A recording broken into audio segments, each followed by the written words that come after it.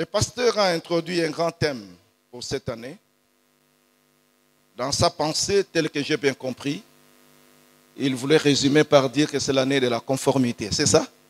Nous devons vivre conformément à l'image de Dieu, conformément à ce que Dieu a voulu pour chacun de nous. Le passage de base que nous avons, c'est Galates 2, 20. Ce n'est plus moi qui vis, c'est Christ qui vit en moi. Ce que je vis maintenant dans mon corps, je le vis dans la foi. Il y a 2 semaines ou quelques jours, je pense, j'ai prêché de l'autre côté à Moueka. J'ai parlé de la manifestation de Christ dans nos vies. Mais aujourd'hui, j'aimerais parler de la conformité dans le sens de la nature.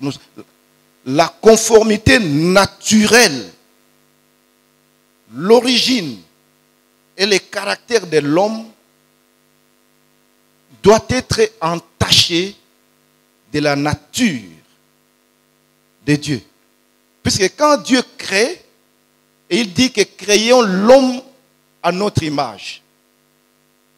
L'homme à sa ressemblance. Nous devons comprendre en quoi nous lui sommes semblables.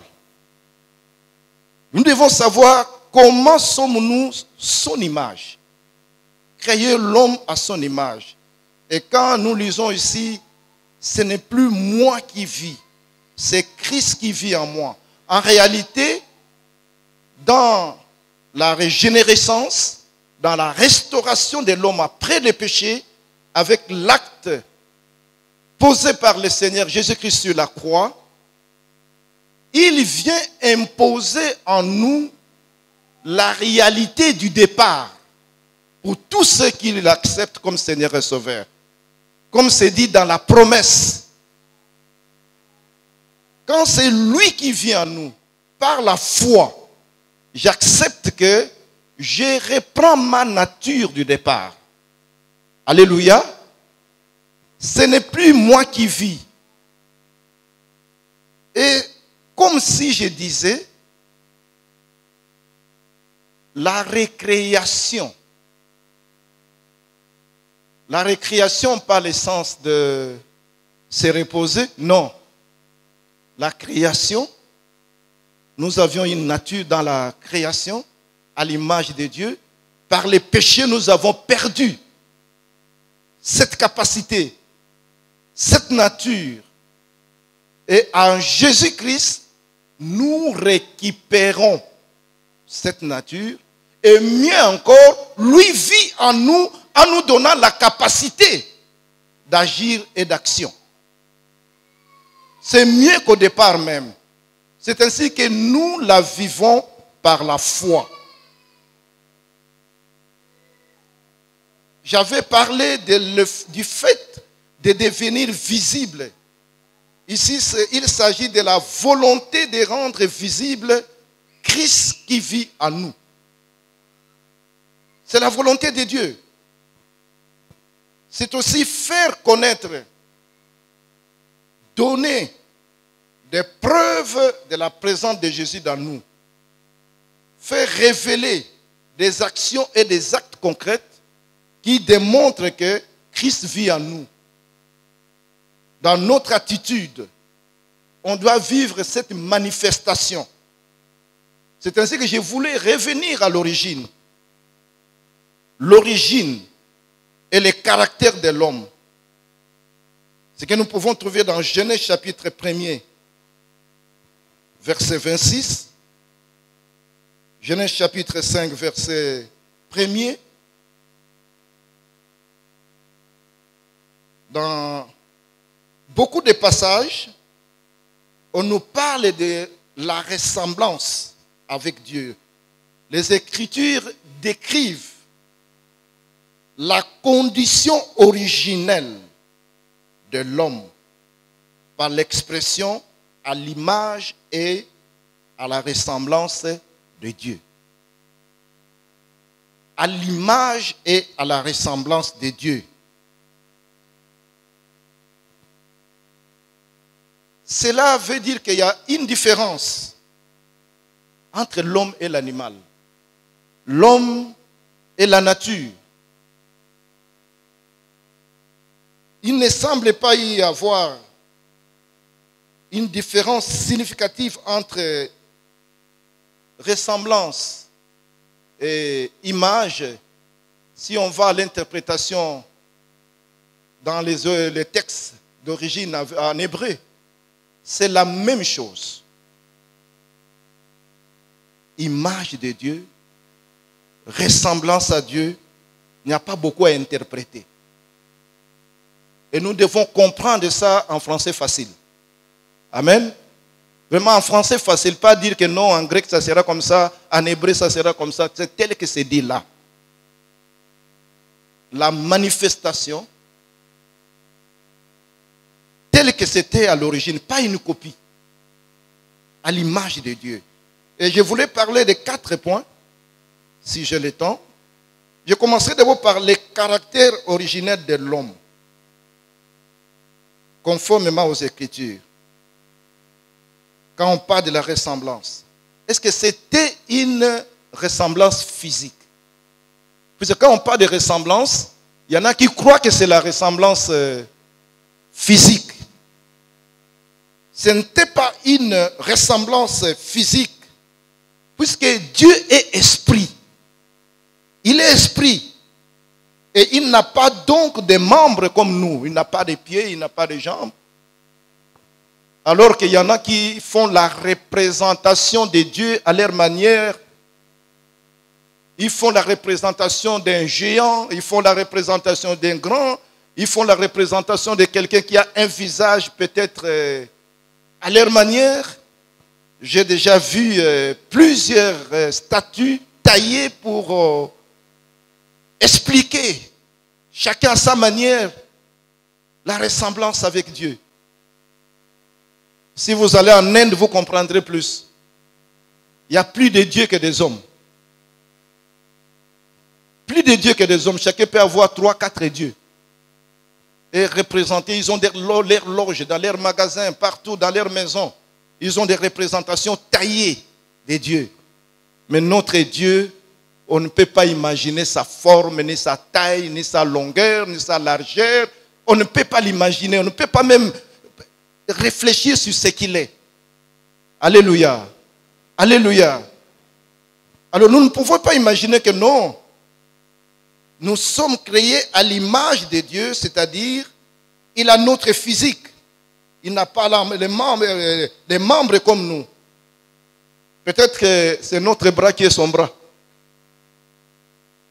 Peut-être que ce sont mes pieds qu'il utilise pour apporter la bonne nouvelle quelque part.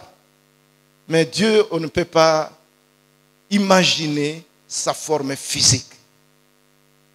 Il a essayé de le révéler un peu à Moïse, mais Moïse n'a pas vu sa face. Moïse n'a pas vu sa face. Il est inimaginable qu'un homme puisse tailler une forme physique pour ce Dieu-là. Alors à quoi sommes-nous semblables à lui? Pour ce qui est de physique, nous savons qu'il est incorporel. Il n'a pas de corps. Il ne faut donc pas le représenter comme un grand homme sous une forme quelconque. Dans Psaume 17, 15 par exemple, il est dit: dès le réveil, je me rassasie de ton image. Là en plus, il ne s'agit pas de ressemblance quant à ce qui est physique, non. On fait par la foi l'image d'un Dieu juste, de Dieu correct, de Dieu fidèle, tel qu'on vient de chanter. À jamais il est fidèle. À jamais il est grand. À jamais il est avec moi. Il est omnipotent, il est omniscient. C'est ce Dieu-là. Comment tu vas représenter quelqu'un qui est omniscient, il est omnipotent, il est omniprésent? Comment tu peux le représenter? Il est partout à la fois. Alors que nous, dans le physique, nous sommes limités. Je suis ici seulement. Amen. Il ne suis nulle part ailleurs si ce n'est qu'ici. Dans Exode 33, 20, Hein? Même dans Nombre 12, 8, quand vous lisez, vous verrez qu'en réalité, Moïse n'a pas vu la face de Dieu. Dieu est incorporel. L'homme avait une ressemblance à Dieu en ce qu'il avait une partie de sa nature. Au départ, Dieu a créé l'homme et cet homme-là avait une santé parfaite. Vrai ou faux? Il avait une santé parfaite. Et dans la pensée de Dieu, cet homme-là avait une nature d'être éternel. C'est le péché qui a amené la mort. Le salaire du péché, c'est la mort. Mais au départ, dans la pensée de Dieu, il n'y avait pas la mort. Donc, dès le départ, on avait cette nature-là. Une santé parfaite, pas de mort, et en Dieu, cette notion d'éternité, telle qu'il a voulu, malgré les péchés de l'homme, il a voulu que la régénération soit faite par son Fils Jésus-Christ. C'est ainsi que quiconque croit en Jésus-Christ reçoit, il reçoit quoi? La vie éternelle. C'est ainsi que j'aimerais nous ramener à l'origine. À l'origine, c'était ainsi. Et par les péchés, nous perdons. Mais par la régénération, en acceptant Jésus comme Seigneur et Sauveur, nous redevenons conformes à l'origine. Mais pas avec ce corps. Alléluia. Alléluia. Donc là, je voulais faire un peu allusion à la conformité physique. Mais on constate que cette conformité n'a pas cette nature-là d'un Dieu qui a un corps physique, qui a notre forme. Non. Et nous allons comprendre dans le deuxième point que je vais aborder de cette ressemblance. Je vais parler de la ressemblance mentale. La ressemblance mentale. Il y a Hodge qui dit, Dieu est esprit. L'âme humaine est un esprit. Dieu est esprit avec grand E.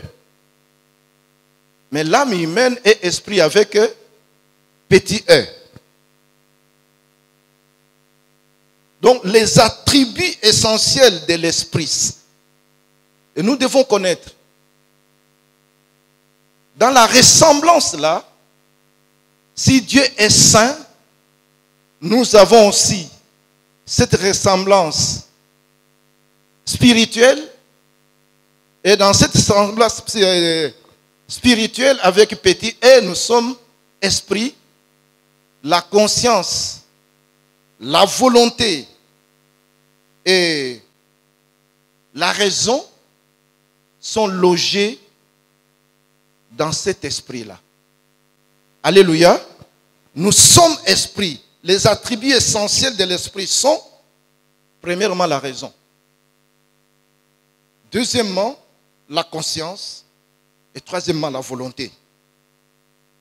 Donc, un esprit, quand on dit que l'homme, dans sa ressemblance avec Dieu, il y a cette partie d'esprit, puisque le corps, âme et esprit. Il est corps, âme et esprit. Et dans la régénération, dans la restauration, quand Christ vient restaurer, il restaure aussi notre conscience. La conscience que nous avons perdue. Il restaure aussi la volonté. Il restaure aussi la raison. Un esprit est un agent rationnel, moral et libre. Tu ne peux pas bloquer un esprit quelque part. Alléluia. C'est immatériel. Tu ne peux pas. C'est ce qui nous permet de nous connecter avec Dieu. Nous nous connectons avec lui par la foi, à travers la prière et la parole de Dieu. Mais c'est la partie spirituelle qui capte la volonté de Dieu. C'est cette partie qui nous aide à savoir nous sommes dans les bons, tout comme nous sommes dans les mauvais. Il nous a créés libres. Et cela se manifeste. En faisant l'homme à son image, Dieu l'a donc doté des attributs qui appartiennent à sa propre nature en tant qu'esprit. En tant qu'esprit. Il y a des auteurs qui se sont permis de dire que l'homme est un petit Dieu. En réalité, ils font allusion à ça, à la partie esprit. L'homme est par conséquent, partant de tout ce que je vais développer, il est bel et bien distinct de tous les autres habitants de ce monde. L'homme n'est pas le seul habitant de ce monde, vrai ou faux? Dans ce monde, il y a des baleines, n'est-ce pas? Il y a des oiseaux, n'est-ce pas? Il y a des animaux. Ce qui différencie l'homme des autres créatures qui habitent ce monde, la terre en particulier, c'est cette partie d'esprit. C'est ça qui fait la différence. L'homme est par conséquent distinct de tous les autres. Et deuxièmement, l'homme est infiniment élevé au-dessus d'eux. Imaginez un peu l'homme infiniment élevé au-dessus de toute la créature. Au-dessus de toute la créature. La conséquence est directe. Celui qui est au-dessus de toute la créature, ça veut dire qu'il peut dominer sur la créature. Alléluia. C'est tout à fait normal que Dieu lui donne cet attribut de dominer. Il appartient au même genre d'être que Dieu lui-même et peut donc avoir communion avec Dieu. La différence avec les autres habitants de notre monde, de la créature, vient non seulement du fait que nous sommes distincts et que nous sommes infiniment élevés, il nous a dotés d'une capacité d'entrer en communion avec lui. Tu es le seul être qui peut entrer en communion avec Dieu puisque tu es créé à son image. Celui qui n'est pas créé à son image ne peut pas entrer en communion avec lui. En tant que corps, âme et esprit, Dieu nous a dotés de la capacité d'entrer en communion avec lui. Mais à cause du péché, nous avons été déconnectés de lui. À cause du péché, donc c'est ce que le péché fait. Quand l'homme pêche, il se déconnecte de Dieu. Il n'y a plus communion. Et quand il n'y a plus communion, tu es déconnecté. Sache que Dieu a donné une porte de sortie pour nous les hommes. Amen. Amen. Dans 1 Jean 1,9, il dit quoi? Quand l'homme a péché, qu'est-ce qu'il faut faire? Quand l'homme demande pardon, il confesse ses péchés. Qu'est-ce que Dieu fait? Il est fidèle et juste pour faire quoi? Pour nous pardonner. Ce sont les réalités de régénération que nous devons intérioriser. Il nous a donné la capacité de demeurer instamment en communion avec lui. Et il nous a donné aussi l'opportunité de revenir dans cette communion à chaque fois que cette communion sera rompue. Amen. Amen. Il n'y a que l'homme créé à son image qui peut vivre cette réalité. Il ne faut pas, à un moment, demeurer dans une situation de déconnexion permanente avec Dieu. Non. L'homme, s'il doit vivre conformément à la pensée de Dieu telle qu'au départ, il doit à tout moment vivre conformément à sa conscience, en paix avec Dieu, de telle manière qu'à chaque fois qu'il a péché, il n'a pas programmé les péchés. Mais quand il lui arrive de pécher, qu'est-ce qu'il doit faire? Il doit vite confesser. C'est comme si Dieu a mis à l'homme la capacité de résilience. La capacité de résilience, ça veut dire il a la capacité de rebondir. À chaque fois qu'il tombe, il est comme une balle qui remonte. Alléluia. Alléluia.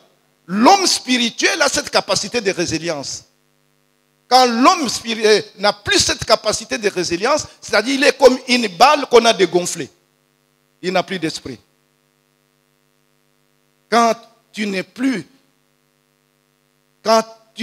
pas l'esprit, c'est-à-dire tu vis conformément à la chair, tu es comme quelqu'un qu'on a dégonflé. Quand tu tombes, la balle reste au sol, ça n'a pas la capacité de rebondir. Mais en Jésus-Christ, je vous confirme aujourd'hui sa volonté que nous demeurons dans la communion permanente et nous avons la capacité de revenir à lui à chaque fois que nous péchons. Et vous avez cette grâce-là,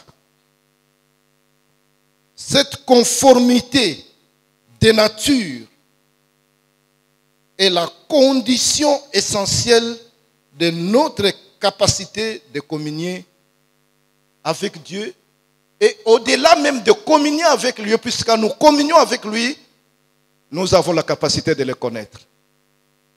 Alléluia. Tu ne peux pas vivre cette conformité sans le connaître. Sans le connaître. Si tu ne le connais pas, comment tu vas l'adorer?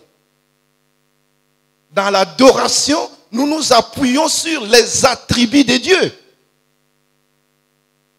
Je m'appuie sur ces attributs. Dieu, tu es éternel. Dieu, tu es puissant. Dieu, tu es omnipotent. Tu es omniscient. Dans l'adoration, je ne demande pas, je ne loue pas. Je suis en train de focaliser mon attention sur ce qu'il est. Sur ce qu'il est. Je ne sais pas si tu peux dire même 25 attributs de Dieu. D'un coup. Hein? Créateur, fidèle, éternel, amour, bon. Hein? Vous continuez comme ça. Dieu t'a créé pour ça. C'est la base même de notre nature religieuse. Parce que quand nous connaissons Dieu, nous savons qu'il nous a créés pour vivre en communion permanente avec lui. C'est ça la conformité à l'original. Et nous savons aussi que c'est lui qui a envoyé son Fils Jésus-Christ pour nous chercher quand nous avons péché. C'est lui qui fait la démarche pour te récupérer. Amen. Amen. C'est lui qui te cherche. C'est lui qui fait la démarche. C'est Jésus-Christ qui a quitté les palais à nord, au ciel, pour descendre et chercher l'homme pécheur.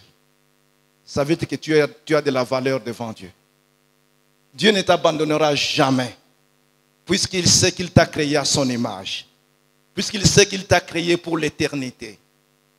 Quelle que soit la situation que tu traverses, sache qu'il a toujours un bouée de sauvetage pour toi.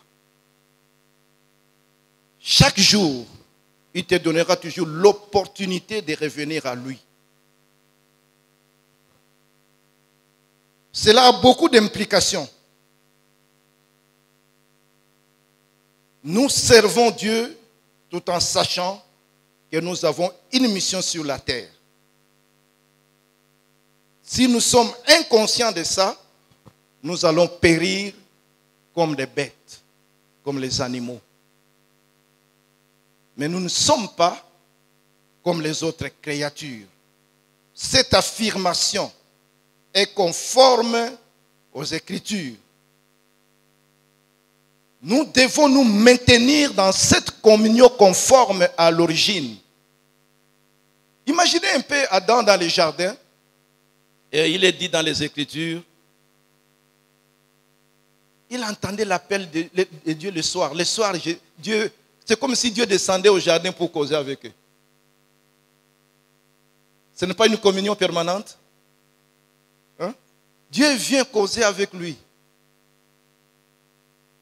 Et si nous tenons à ça et à nous maintenir dans cette position, il y a deux choses que nous devons faire. Premièrement, pour maintenir cette conformité, nous devons vivre dans la sanctification permanente. Dans la sanctification, l'homme se renouvelle dans la connaissance, selon l'image de celui qui l'a créé. Colossiens chapitre 3, verset 10. Vivez la sanctification chaque jour. La sanctification pratique dans la pensée, dans les actions, dans tout ce que nous faisons. Si nous sommes conformes à la volonté de Dieu, nous vivons la sanctification. Dieu est là aussi pour nous protéger et pour nous garder. Alléluia. Alléluia. Deuxièmement,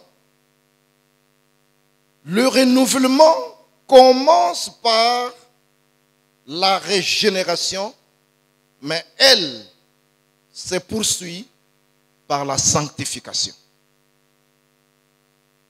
Nous sommes des hommes et des femmes régénérés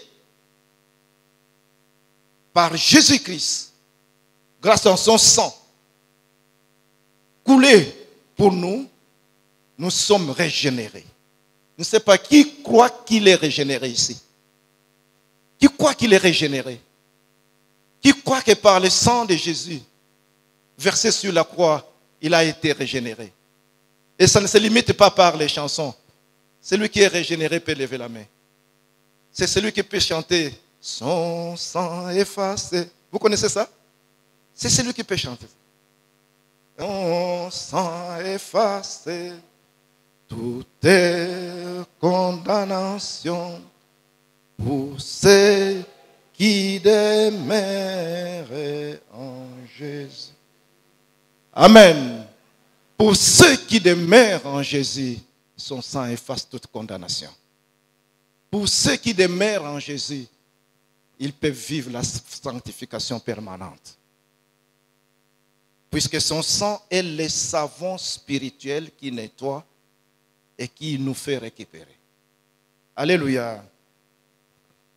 Donc, cette ressemblance par rapport à Dieu, je vous le confirme, est inaliénable.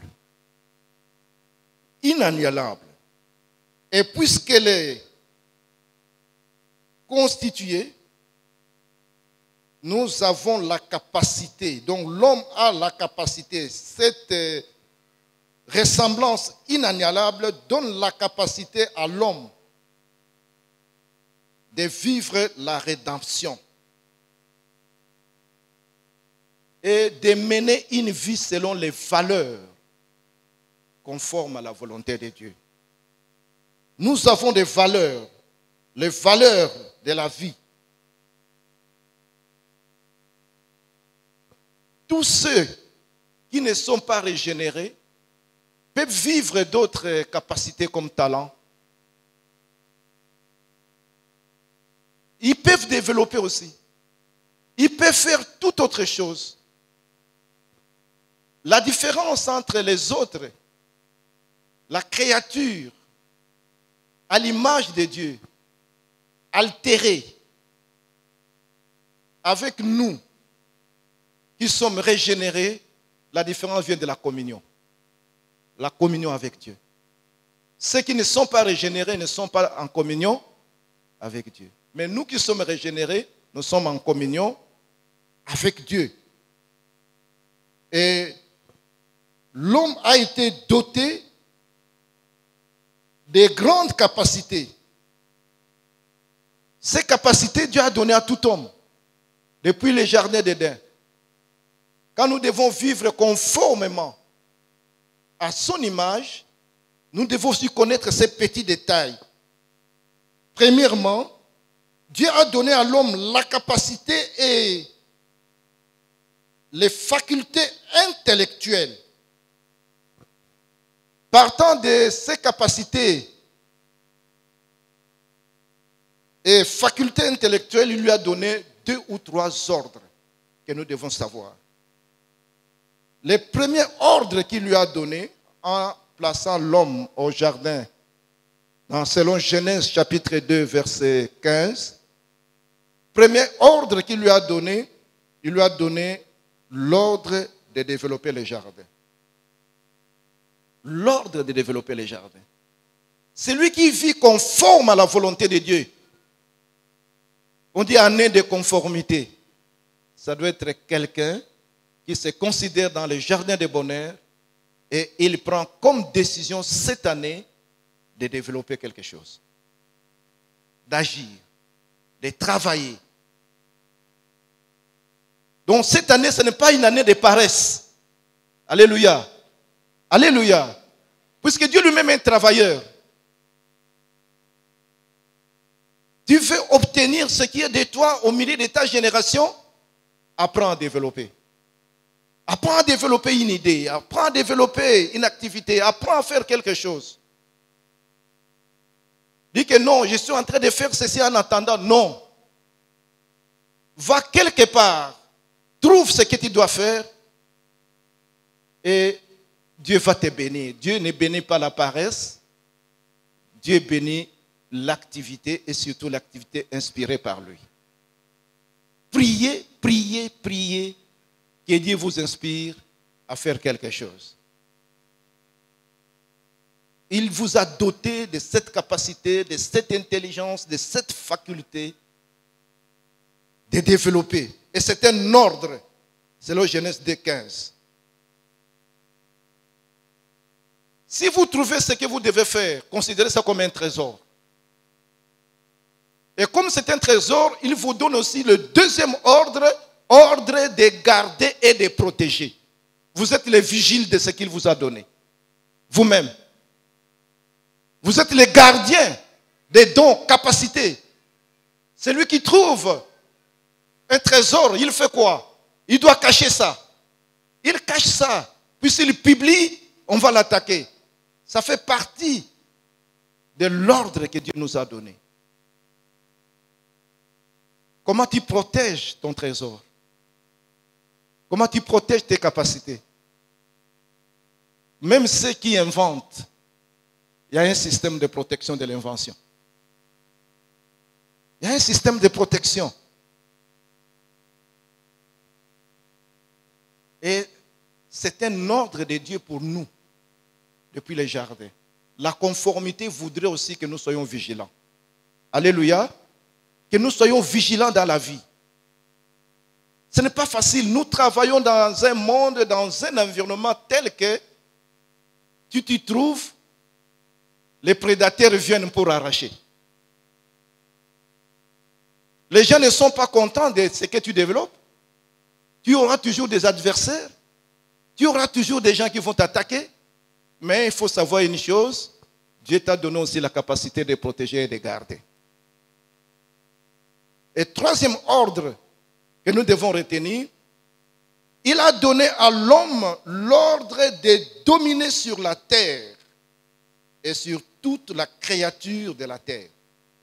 Genèse chapitre 1er, versets 26-28. Dans les fêtes, il donna même les noms à tous les animaux de la terre. Il a donné l'ordre à l'homme de dominer. De dominer, c'est-à-dire, il a donné à l'homme le pouvoir. Alléluia. Alléluia. Si tu as un chat, j'ai des chatons qui viennent de naître. Est-ce que les chatons sont nés avec les noms? Les chatons sont nés avec les noms? Non. Bientôt, je vais donner les noms à chaque chaton. Quand tu donnes les noms aux chatons, et les chatons captent ces noms-là, quand tu l'appelles à ces noms, il fera quoi? Il viendra. Apprenez à donner les noms à ce que Dieu vous a donné. Et ils vont vous obéir.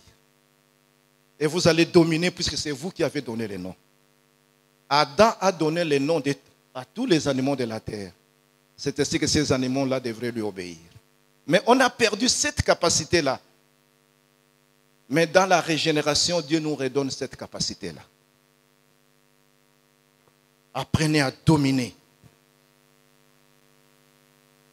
Cette ressemblance par rapport à Dieu, j'ai dit bien, est inaliénable. Et je vais passer au dernier point. Dans la nature, la conformité avec Dieu, il y a aussi une ressemblance sociale. Créée à l'image de Dieu est entachée aussi d'une nature sociale. Imaginez Dieu, lui-même, il s'est fait trois. Père, Fils et Saint-Esprit. Ce n'est pas le social? Hein? De sa nature, il n'est pas égoïste. Il est comme ça. Il est Père, il est Fils et Saint-Esprit. Partant de ça déjà, nous devons savoir que la nature sociale de Dieu est fondée dans les affections. Donc, en l'homme, il a mis déjà dans cette image la notion d'affection. La notion de vivre avec l'autre. L'homme est un être social. Nous sommes des êtres sociaux. Si nous vivons conformément à la volonté de Dieu, nous devons avoir l'affection. Nous devons avoir la compassion des autres. Nous devons avoir la compassion des âmes perdues. Nous voulons que tous ceux qui sont perdus, qui ont perdu la conformité cette année, ils reviennent à la conformité. Alléluia. C'est notre mission. Non, ici à IEC, je ne sais pas, dans notre paroisse, vous avez le privilège de recevoir de grands thèmes. Et si vous compilez tous ces sujets, vous vivrez conformément réellement à la volonté de Dieu. Je considère notre paroisse comme une école. Comme une école. C'est celui qui assiste à tous les cultes, qui suit.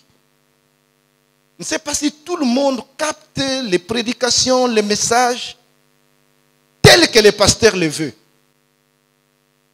Quand il parle de la conformité, ça veut dire qu'il y a aussi des contrefaçons. Il y a des contrefaçons. Donc vous êtes des détecteurs de contrefaçons. Et vous êtes capables de dire que ça c'est l'image à l'origine et ça c'est l'image qui n'est plus conforme et cette image mérite la régénération. Si vous faites accepter Jésus-Christ à quelqu'un, la personne est restaurée et la personne revient à l'image de Dieu. La nouvelle créature. On parle de la nouvelle créature. On parle de la nouvelle naissance. Ce sont des termes parfois que les gens prennent comme ça à la légère. Comme dire que je suis né de nouveau. Ça veut dire quoi? En réalité, tu es redevenu conforme à l'origine. Tel que Dieu voulait. Dans l'aspect social, l'homme cherche sans le vouloir des camarades. Quand il est à l'école, il devient camarade automatiquement à quelqu'un. Et quand il grandit, je me rappelle jusqu'à présent, j'ai en tête les amis avec qui on a commencé l'école primaire. J'ai même le nom. Quand je les retrouve, on est capable de commencer à se relater encore les histoires qu'il y a plus de Des années. Plus de 67 ans. Hein, c'était mon anniversaire cette semaine. Hein, j'ai totalisé 67 ans. Et Dieu est capable de me donner encore la mémoire, de revoir encore mes amis d'enfance. C'est l'aspect social que Dieu a mis en nous. Donc en premier lieu, l'homme a en lui cette capacité de se connecter aussi avec l'autre, avec son semblable. Il est semblable à Dieu dans les verticales et dans l'horizontale. Il se connecte aussi avec ceux qui sont créés à l'image de Dieu. Deuxièmement, dans l'aspect social, l'homme doit trouver la façon de vivre en communion avec Dieu lui-même. C'est un besoin. L'homme social, il cherche des camarades, mais son premier camarade avec qui il doit vivre l'intimité doit être qui? Dieu. Il doit chercher l'intimité avec Dieu lui-même. Avec Dieu lui-même. La communion avec Dieu. C'est ainsi qu'on peut chanter « J'ai soif de ta présence ». L'homme doit avoir soif de la présence de Dieu. Malheureusement, d'une manière générale, l'homme a soif du monde que Dieu a créé, mais l'homme n'a pas soif de celui qui a créé le monde. La première soif que je dois avoir, c'est la soif de la présence de Dieu. La soif de la présence de Dieu. Si tu n'as plus soif de la présence de Dieu, ça veut dire que tu es déconnecté. Ici, tout le monde doit être connecté. Amen. Si tu es déconnecté, tu es en train de rater des grandes révélations pour toi. L'intimité avec Dieu doit être approfondie et l'intimité avec Dieu doit être recherchée chaque jour dès le matin. Au jardin, l'homme a entendu la voix de Dieu. L'éternel Dieu qui parcourait les jardins vers le soir. Genèse 3, 8. Cela implique que l'homme avait communion avec son Créateur.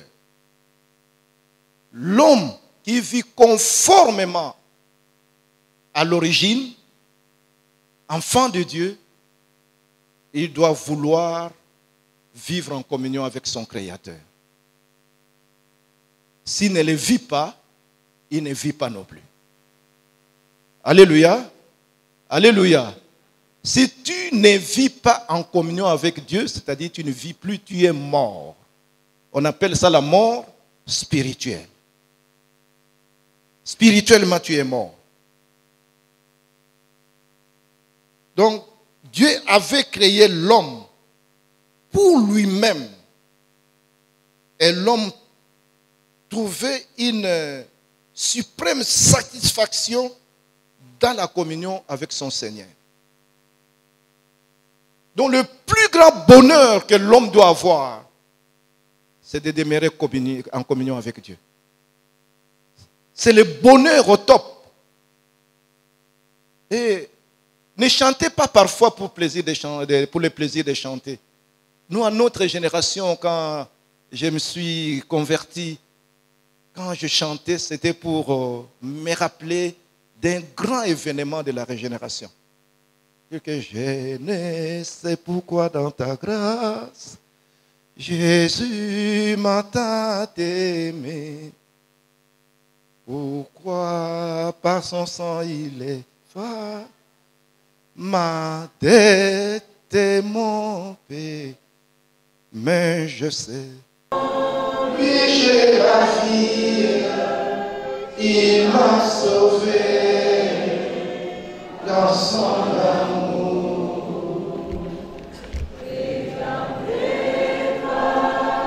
Son sang m'est-il, j'en parlerai sans retour. Amen. Nous, quand on chantait comme ça, c'était plus qu'une méditation, C'était la recherche d'une communion avec ces dieux-là. C'était réfléchir sur la grâce, d'où je viens et où je me rends. Mais aujourd'hui, et tout, je ne sais pas qu'est-ce que vous chantez. La réflexion est compliquée. Hein? Alléluia. Non, revenons à ce qui est conforme. Même dans nos chansons. Soyons inspirés par la parole de Dieu. Vous vivrez le vrai bonheur. Si tu veux le vrai bonheur, laisse entrer Jésus-Christ dans ton cœur. C'est une chanson aussi, n'est-ce pas? Qu'on chante. Si tu veux le bonheur,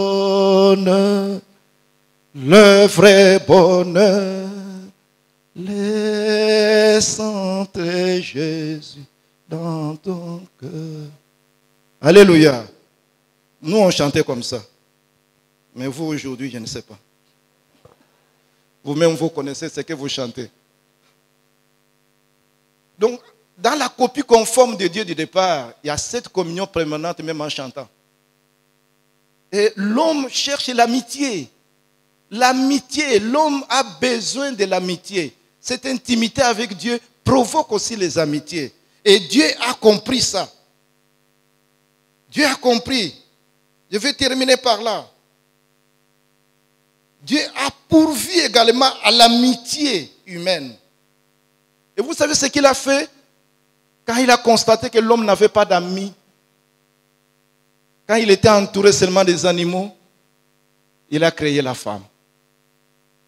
Il a chuté par là pour que ça soit conforme. Alléluia. Il a créé une amie intime qui s'appelle femme. Parfois, les femmes ne savent même pas pourquoi Dieu les a créées. Beaucoup de femmes ne savent pas. Je vais vous le révéler aujourd'hui. Vous êtes d'abord des amis intimes. Et Dieu a provoqué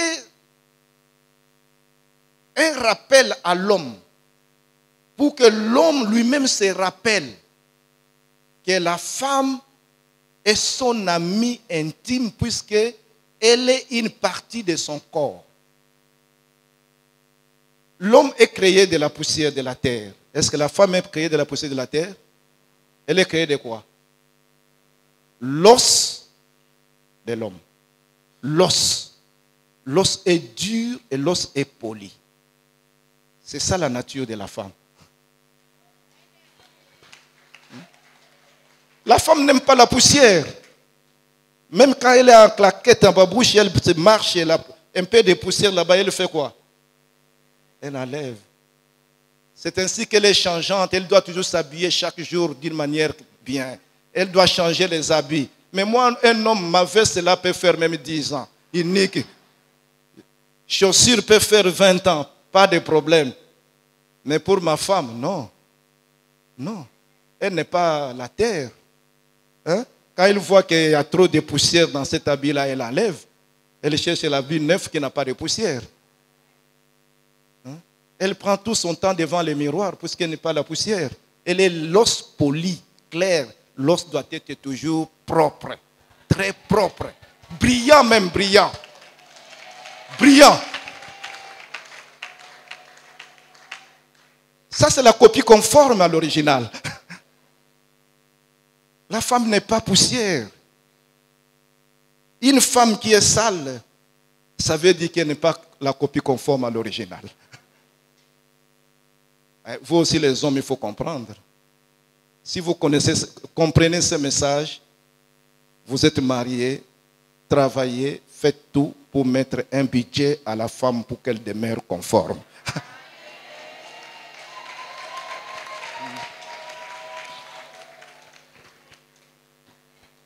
Donc il a créé la femme car il a trouvé bon que l'homme ne soit plus seul. Il a vu que l'homme a échoué en étant seul. Et il lui a fait une aide semblable. Et effectivement, la femme l'a aidé. La femme l'a aidé dans plusieurs domaines. Je prends seulement 2 ou 3 domaines. Vous connaissez les premiers domaines dans lesquels la femme a aidé l'homme? Puisque quand l'homme parlait avec Dieu, il se communiquait en quelle langue? En quelle langue? Quand il parlait avec Dieu, quand Dieu venait le visiter, Adam.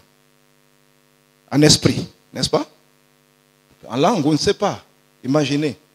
Et quand l'homme communiquait avec les chats, les singes et tous les animaux domestiques, c'était en quelle langue? Peut-être dans les gestes ou quoi? Mais je vous dis une chose, l'homme était baba, donc il ne parlait pas. S'il a parlé, c'est par la présence de Dieu. Elle est de la femme. C'est grâce à la femme qu'il a ouvert la bouche pour dire, voici l'os de mes os, on l'appellera femme. Pour que la femme entende que son nom c'est femme. La bouche s'est ouverte grâce à la présence de la femme. Sans la femme, l'homme est baba. Hein? Alors ne vous énervez pas quand elle te fait parler. C'est sa nature. C'est conforme à sa nature. Elle est venue pour te faire parler. Tu étais timide là, timide, tu ne parlais pas, tu ne savais pas t'exprimer. Et maintenant, il t'apprend à parler. Accepte de parler. Ne lui prive pas ça. Puisque ses oreilles ont été exercées et formées pour t'écouter. Alors, il faut lui parler. C'est conforme aussi à la nature, n'est-ce pas? Et à la copie originale. Genèse 2, 18, vous pouvez lire toutes ces réalités-là. Alors, pour que cette amitié avec la femme soit vraiment réelle et très intime, la femme a constaté que son grand frère, homme qui était avant lui, était sale. En vivant avec les animaux, sa barbe pouvait avoir quelle taille? Puisqu'il pouvait imiter aussi la barbe des singes ou des boucs. En vivant avec les animaux, il n'y avait pas de toilette pour lui. Il est la terre, il dormait sûrement par terre dans la poussière. La femme lui a amené une trousse de toilettage pour mettre le soin. C'est ainsi que dans les églises, quand vous voyez quelqu'un qui s'habillait en tenue multicolore, chemise rouge, pantalon vert, et puis des chaussures un peu à désordre, il y a de l'ordre qui commence à venir. Ça veut dire, il y a une dame qui l'a vu, à qui il a fait une promesse, qui commence à souffler. Non, je ne veux plus de cette couleur, je ne veux plus de ces cheveux-là, je ne veux plus de ces... Alors, avant de vous présenter chez nous, voilà comment tu dois être.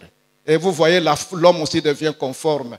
Et on le présente, voici l'homme. Non, la réalité, c'est la femme qui l'a dressé à sa forme. Et derrière des grands hommes, il y a qui? Voilà. Vous allez me payer pour cette révélation, une deuxième révélation. Et la dernière révélation, à quoi servait le sexe de l'homme avant la création de la femme? C'était un appareil urinaire. C'est grâce à la femme qu'il est devenu homme. Alors, les femmes, vous devez dire à vos maris qui vous négligent, dites-leur que tu n'as qu'un appareil urinaire sans moi. Tu es inutile sans moi. Sans moi, tu peux aller dans les toilettes, va vivre même dans les toilettes. Vrai ou faux? Ah, ça au moins, je pensais que les mamans allaient applaudir puisqu'elles sont valorisées. Donc, à cause de cette relation intime, l'homme doit obéir à l'ordre de quitter son père et sa mère, s'attacher à sa femme afin de devenir une seule chair avec sa femme. Ça, c'est l'origine. Celui qui n'obéit pas à tous ces principes qui va s'attacher à 3 femmes, qui va se chercher des problèmes. Dieu a pris une seule côte, lui va se retrouver avec 4, 5 côtes et créer la bagarre. On ne sait pas quelle côte va rentrer là où Dieu a tiré. Lui-même cherche des querelles et il va mourir vite de stress. C'est ainsi que beaucoup d'hommes meurent avant les femmes, puisqu'il se complique la vie. Comme c'est l'année de conformité, vivons conformément à la volonté de Dieu. Si nous savons que l'homme a été créé avec une nature sociale, comme Dieu lui-même, respectons les principes et l'ordre de Dieu, nous vivrons le bonheur. Et cette année sera effectivement une année de conformité. Que Dieu vous bénisse.